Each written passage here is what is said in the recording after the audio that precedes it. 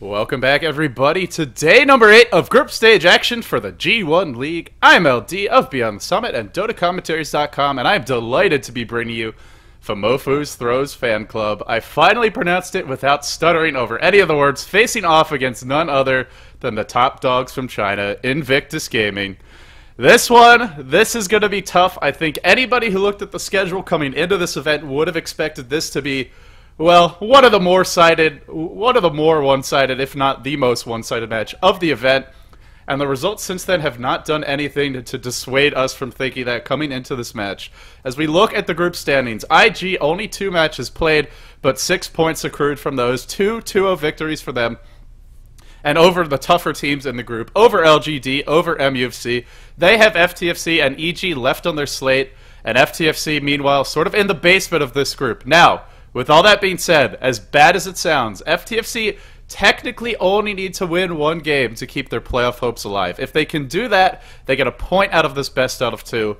And then if EG goes on to lose their series versus IG 0-2, which it's IG, there's a decent chance anybody who plays them will lose 0-2, then FTFC and EG will be tied, and, well, it's anybody's ballgame at that point. We would go down to the head-to-head, but these teams split evenly there, so then it comes down to time rating, and right now I actually don't know who has the edge in that department.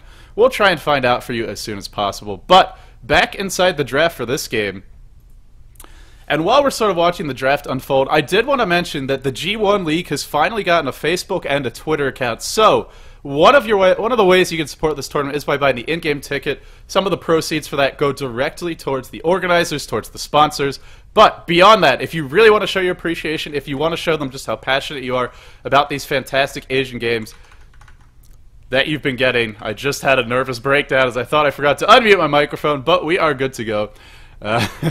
You can follow them, facebook.com/G1 Champions League, and then twitter.com/G1 League. So if you want to support the G1 League, one of the best things you can do is to like these pages. Also a great way to stay up to date on what's going on with the tournament, not just for this season. We're in season 4, by the way. They've had 3 seasons prior to this, but also for future seasons. With that being said, let's talk about the draft. IG, well, Fumoffu said it. They're going to ban out the YYF Bounty Hunter. That won't be in this game, but they get their hands on the Ferrari Night Stalker.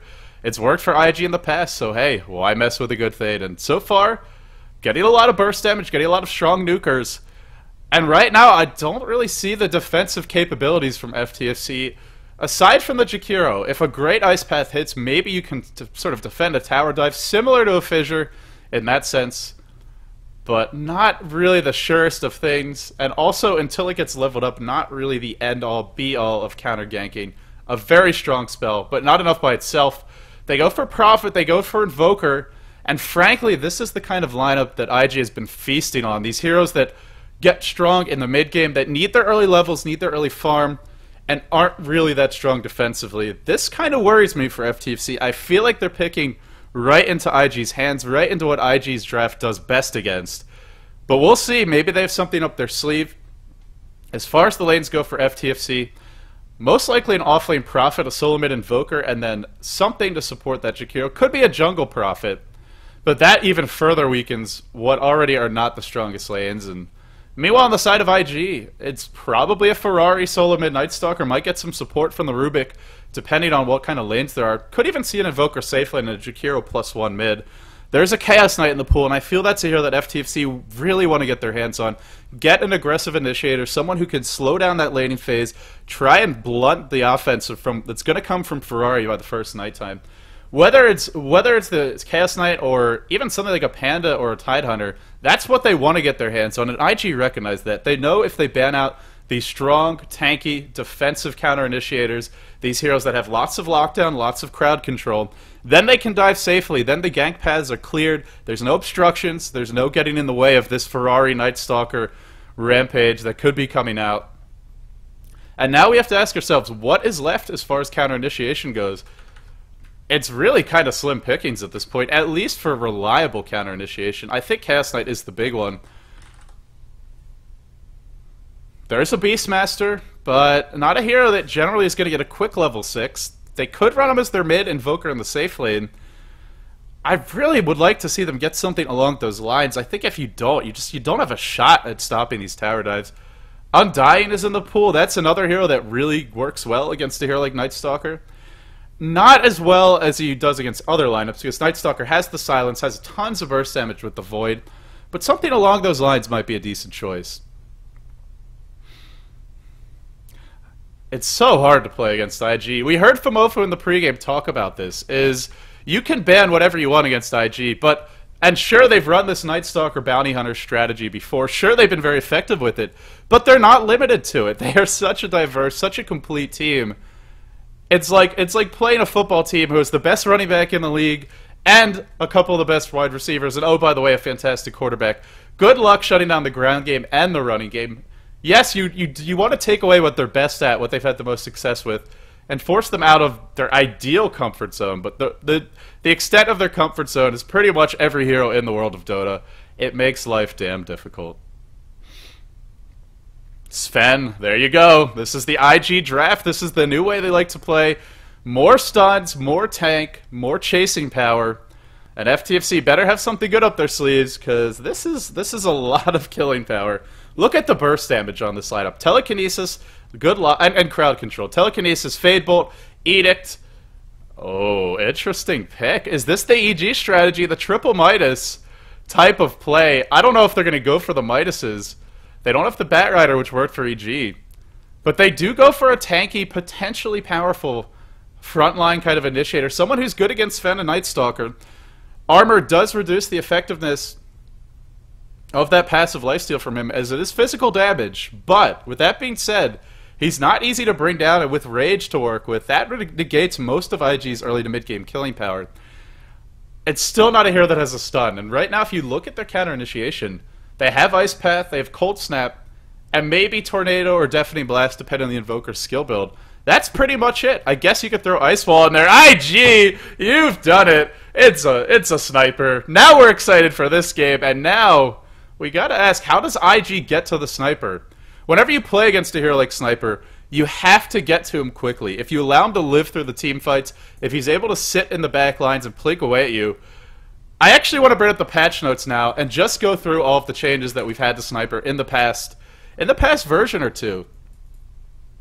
Let's actually read through them real quickly. For anyone who hasn't been following the latest sort of changes to the hero, he has gotten the Morphling treatment. He's gotten buff after buff after buff, to the point where it's Vice Frog saying, God, guys, pick the hero. He's a good hero. Don't forget about him. Assassinate catch range increased by 500 at all levels, from 1500 up to 2500 to 2000 up to 3000. Headshot procs cannot be evaded, and at all levels, Headshot has a 40% chance to connect. So even level 1 Headshot, very powerful. Now the damage does scale. The damage is worse at level 1, but better at level 4. Now it scales from 15 up to 90. The mini stun, 0.25 at all levels. So really an argument to be made for only getting 1 point headshot. Shrapnel now gives you vision. Shrapnel cast range increased to 1800. So a great spell for sort of spotting the enemy out if they try to go for anything like a Roshan cheese. By cheese, I mean trying to sneak a Roshan in. So those are the changes in 6.76. If we go back to the previous version, there are more. Headshot damage increased from 30 up to 60 at level 4 to 30 to 75. So a smaller buff to that. Take aim range bonus increased from 65 to 260 all the way up to 75 to 300.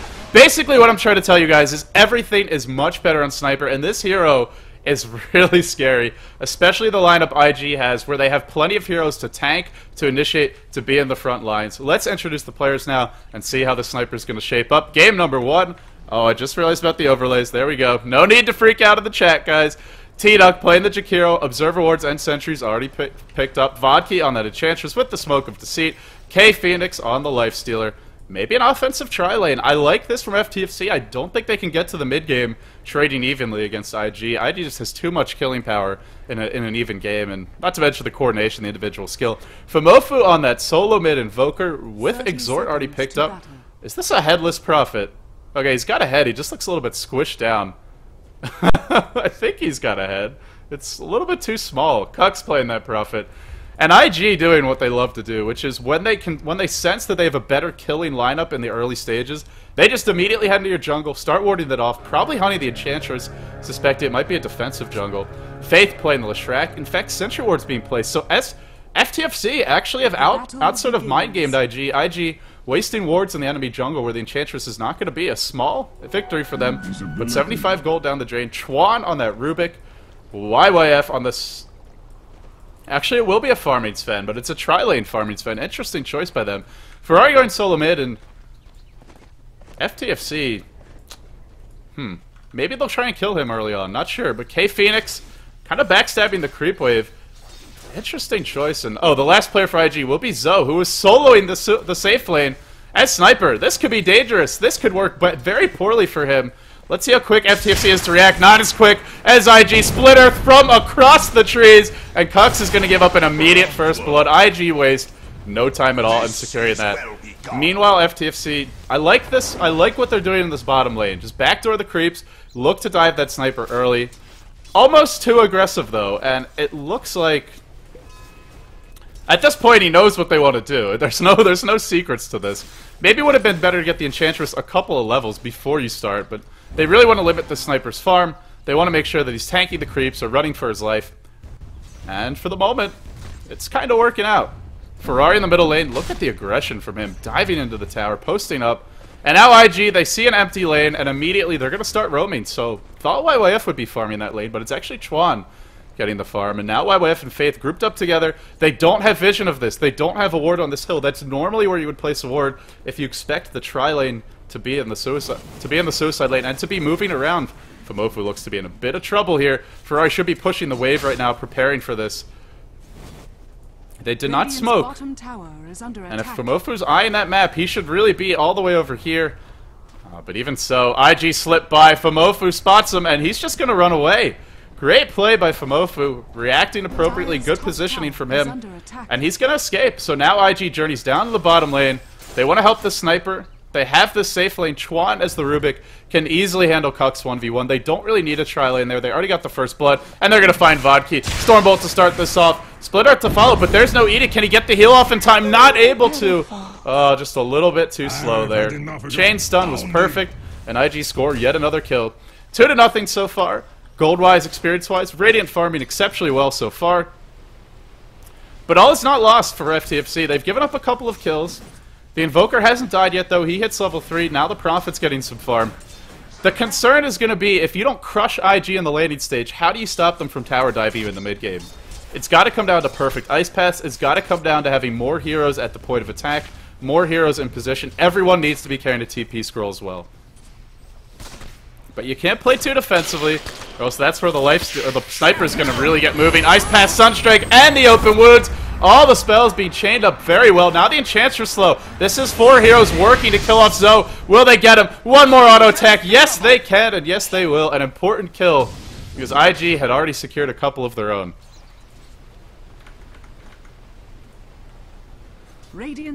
Ferrari not really being denied in this middle lane. Wants to deny that Iron Branch. He'll do so. A small victory for him. Meanwhile, bottom lane, though, Vodki gets the heal off and the Centaur clap. IG seems a little bit unprepared for this level of aggression. Vodki dropping low. The heal wears off. Now zhou going to work. kphoenix forced to run. You do not want to have to run from that sniper, and all of a sudden it gets turned around. He's maxing shrapnel. He's leveling it up. And I gotta say, a fantastic spell to have against these tower dives. Giving you that vision, having such a long cast range, and allowing you to get those 40% at all level chances to proc headshots off, giving you a couple extra auto attacks. This is a very smart build from zhou. Generally, you might not see this. Traditionally, you wouldn't. With the buffs with shrapnel, I expect we'll see it more in general. Obviously, a strong solo mid ability if you put your sniper mid, because it lets you push the wave, helps you to rune control a little bit. But especially in this safe lane, when you know you're up against an aggressive tower diving lineup, Shrapnel's going to turn things around. Fumoffu looking for the Sunstrike. Ferrari dodges out, almost dodging back in. But in the end, he will end up surviving. Now he's even going to get the top rune, and this is a haste rune. Fumoffu's charging into a hasted Night Stalker. Void to start. Vodki waiting on the high ground. Does have to heal. Fumoffu should be okay. Maybe not. Stormbolt on 2. Oh, YYF, you wily bastard. Now on to Vodki, who gets voided, who will be brought down. And Kux next in line. This is about to be 3 heroes dead. Kux in a whole lot of trouble. Ferrari kiting, waiting for that Centaur clap. Now coming back in. Void to follow. No more stuns, but I don't think they need them. Even the tree's going to work. How are they not? How is he not dead yet? And finally he will drop. Meanwhile in the bottom lane, kphoenix contesting that pull, and oh, he caught a Sunstrike, didn't get the sound. Oh, that's unfortunate, but looks like the retreating Sven was sniped by the Sunstrike. No audio notification from Dota. Welp. 7-3, so he does get the kill, he gets some experience. Unfortunately, IG is really pulling away with this. And Chuan's already level 6, Chuan is his arcane boots. And he might be their biggest source of burst damage here in the mid game, especially if he's able to steal Sunstrike, especially if he's able to steal, hell, even any of the twin-headed dragon's abilities. He's gonna be trouble. YYF spots up kphoenix, need to rage. And will dodge that Stormbolt with the rage. Already the phase boots in YYF. Going for this chasing-oriented build. Interesting choice by him. Now, between Warcry and phase boot... Uh-oh. Vodki, that is not where you want to be. The stun will start this off. Splitter to follow. Vodki did not pop the heal, and he's going to drop again. Vodki getting caught out repeatedly. Great wards by IG, protecting the sniper, and also spotting that offensive jungle.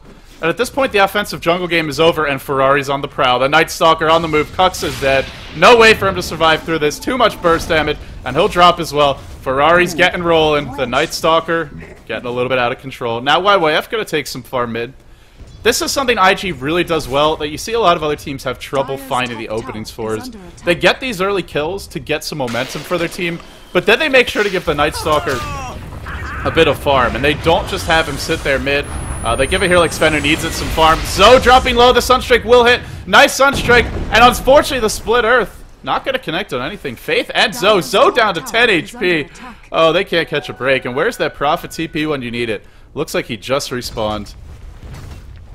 Not in the nick of time.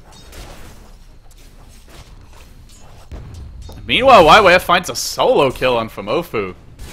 Yikes.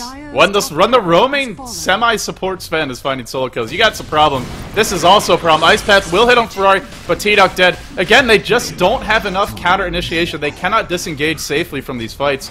They try to run, but it's just an Ice Path. And Night Stalker's so fast that as soon as that wears off, he just keeps on moving. Meanwhile, where the hell was that Sunstrike? Was that attempted on the sniper? Maybe it was going for Faith. I'm guessing that's what it was. Doesn't look like he hit, though, unfortunately. Net worth. Ferrari leading the lake. Ah! Prophet! How did Ferrari even find him there? Yikes. Was busy looking for the Sunstrike. Then Ferrari, score now 12-3. Really getting out of hand and just non-stop aggression. Doesn't even stop for a moment. Who cares about runes? Ferrari's charging in mid. Fumoffu's in trouble. Stormbolt to start. Void to follow. Instantly down to no health. The long-range snipe to pick him up. Zhou has joined this fight as well. Just going for these early survivability items and something that helps you now rather than later, because that's the kind of lineup they have. Sure, Sniper scales great into the late game. Sure, he can be a hard carry, especially with the buffs, but why wait when you can get this Ring of Akil, get the Wraith Band, and just start going to work? It's something we saw... I believe it was, oh, I forget who it was. Someone in Raid Call or in Star Ladder was running the Sniper, and they did the same thing, just stacking Wraith Bands, even getting early phase boots, Mask of Madness. There was no Yasha rush, there was no Manta-style rush. It was all about getting these cheap, cost-effective items up, and Sniper does a ridiculous amount of damage.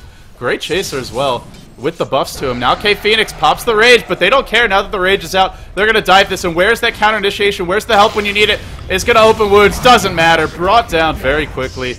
On the rotation from FTFC, no TP scrolls. Something we were talking about is they need to have at least 3 or 4 TPs up at all times. And even then it might not be enough, but it gives you a fighting shot. Without it, they're sitting ducks. They're prey for IG. Ferrari literally just bouncing from lane to lane and scoring a kill every couple of seconds. Unbelievable. It really feels like a pub stomp when he plays this hero, and we've seen other teams try and execute it. Nobody is doing it quite like IG. Straight up to the top lane. Kux is not ready for this. Remember, he could try and TP out, though. The DD rune wears off. Earned to start. Immediate TP from Kux. Should be able to escape. Dropping low. No, the silence. And he's going to kill him. Yikes. Didn't actually think Ferrari had enough mana for that, but was able to just micros treads over to intelligence to get enough. Now sitting on only 70 mana. Earn charges. You'll notice one thing that a really good Night Stalker player and any aggressive ganker will always do. They never sit on a lot of earn charges. You always want to use one, even if you don't really need to, so that you at most have one earn charge in your urn before the gank. Then you pop it offensively, so when you get the kill, you get 2 back. It's just the most efficient way to use it, and something Ferrari's been very good at. You don't see him sitting on 5, 6 urn charges, even though he's probably... How many has he accumulated at this point? Probably 6 or 7 already. Reminds you a lot of the International one, just Na'Vi using this hero so effectively.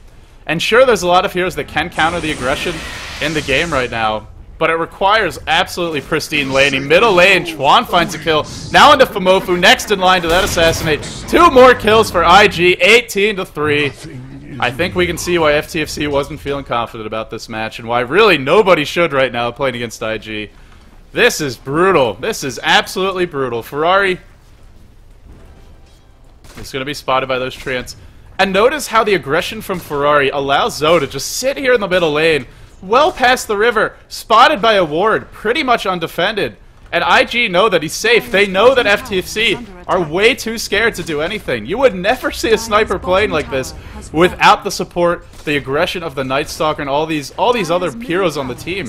Just putting FTFC into such a mindset that it's like IG can just farm their way to victory now if they want. They have all these gankers. If they want to sit back and farm, even if it was a dead even game, the way FTFC is playing, Sniper could just farm. And of course, you saw the gold grab. It is definitely not a dead even game. Ferrari, just endless patrols of the enemy jungle for him. Even when he's not killing, he's entirely zoning them out here. So still being efficient with his time. 7-0-6. Filthy. I think Ferrari needs a bath. This is way too gross. This is way too painful to watch. Fumoffu, Stormbolt, and the Void. Again, the burst damage, and the Sniper's there to finish off the kill. Nope. Just kidding. The Urn's going to secure that one. Ferrari still 3 Urn charges for him. Now Cucks thrown back onto the high ground. Thrown back into that brutal little mini bash. Chop, chop, chop. Club, club, club. Snipe there for good measure, but Ferrari just getting every single kill in the game. My lord. My lord.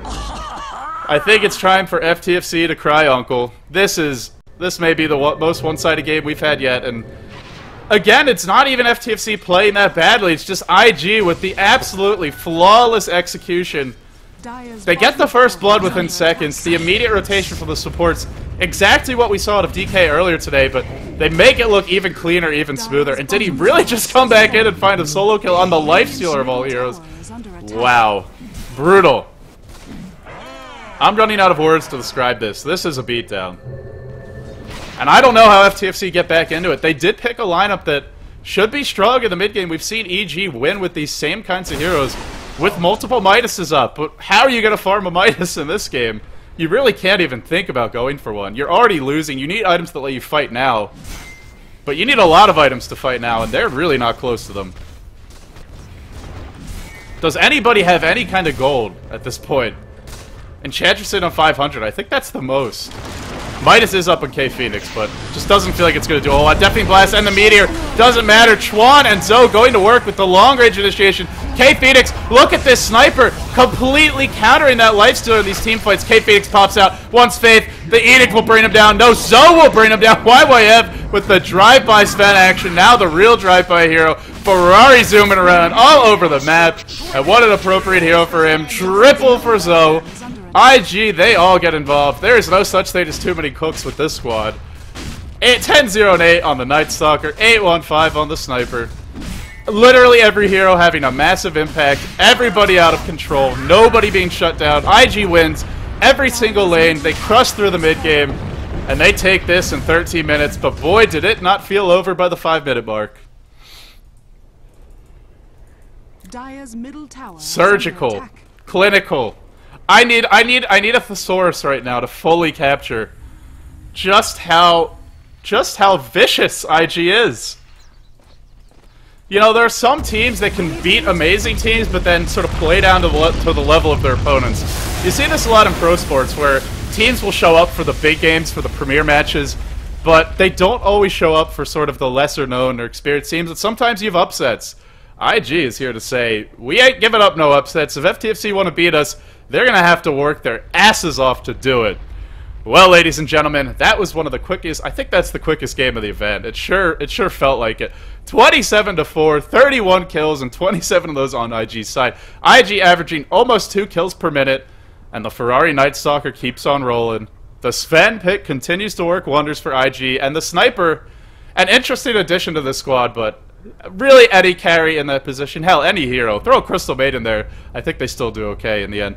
that's going to wrap it up for Game 1. IG take it and a stomp. Game 1 goes to IG. FTFC fighting for their playoff lives. If they lose this next match, they are officially the one team that won't advance from this group. If they win this match, then all bets are off, and EG are the ones who have the pressure on them, have to find a way to take a game off of IG in their final match of the G1 League, of the group stages. But for now, that wraps it up. Stay tuned, ladies and gentlemen. Game 2 coming up soon.